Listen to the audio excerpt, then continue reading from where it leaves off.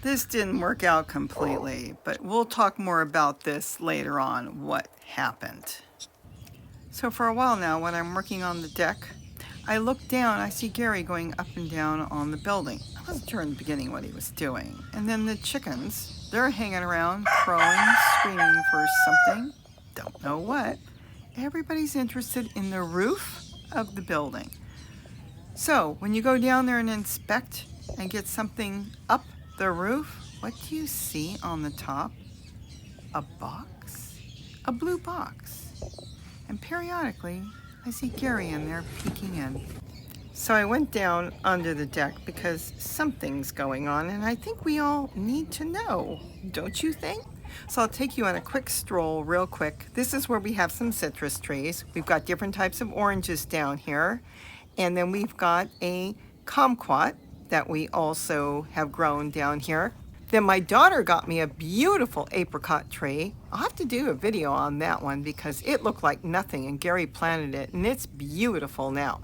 But swing it around, you can see there's the deck. That's where I feed the hummingbirds and we hang out up there. But under the deck is what's really going on. More citrus trees, yes. So what I found out from him is he's keeping a chicken on top of the roof of that chicken coop in a box. Let him tell the story why he's keeping a chicken in a box on a roof. What's been going on with the chickens? So with the chickens that I allow to free range, I have my heelers in with them to protect them from predators coming in. But when they laid their eggs on the ground, the heelers would find the eggs and eat them. So at some point the chickens figured out if they laid their eggs on top of the chicken coop, the dogs can't get their eggs. And this particular hen, and it's happened a couple of times before, decided to lay her eggs and start to sit on top of the coop. To protect them a little bit further, because it was just sitting on the wire on the top, I took a cardboard box and I sat her eggs in the cardboard box. I made a little nest, sat it in the cardboard box, so the eggs weren't sitting on wire and she couldn't be seen from above. So at night, if an owl came along, an owl couldn't see her, so she was protected. Sometimes when I've moved them, they abandon their eggs. So this time I let her sit until the first chick hatched, and once the first chick hatched, I moved her into a coop where she's completely protected. And she's on the ground, and when the rest of the chickens hatch, they'll be able to walk around on the ground. They're protected from raccoons by the healers at night. If they'll hear anything, scuffle will come. Yeah, they're protected from raccoons at night because the healers are in the yard. My dogs patrol the yard and keep raccoons out. So I'm not concerned about ground predators either. All right, so now since the first one's hatched? The first one hatched and it's time to move her. In the past, like I said, I have tried moving them off the roof and they've abandoned the eggs. It's in full mothering mode and she's not going to flinch off the eggs. She knows there's babies coming and she's going to sit on those eggs no matter what.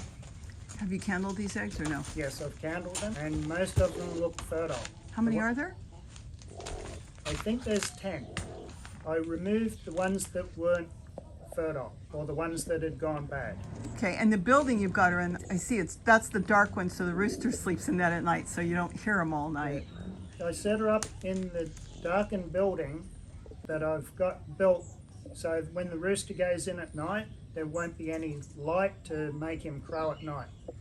I know, so many people don't realize that's what's making their roosters crow, is they spot some light and they start crowing. Yeah, if there's light pollution, then they'll often crow at night. So that's something to keep in mind if you're wondering why your rooster is crowing at night.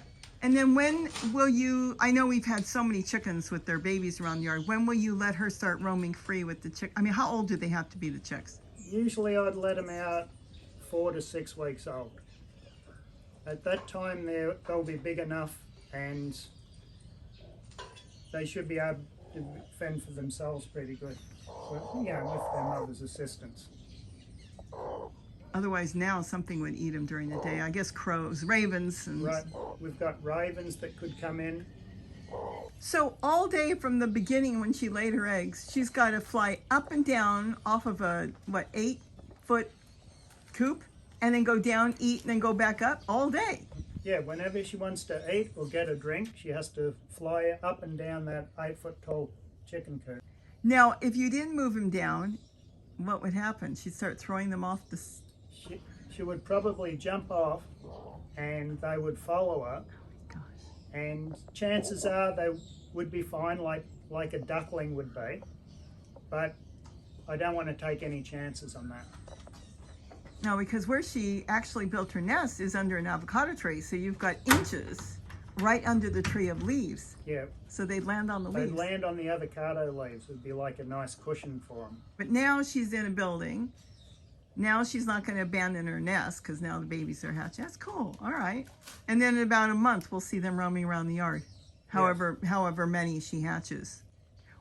Just curiosity, if she was roaming around now with the chicks, I know I've done it in the past with guineas, but would the other hens and would the rooster bother the baby chicks at this point or no?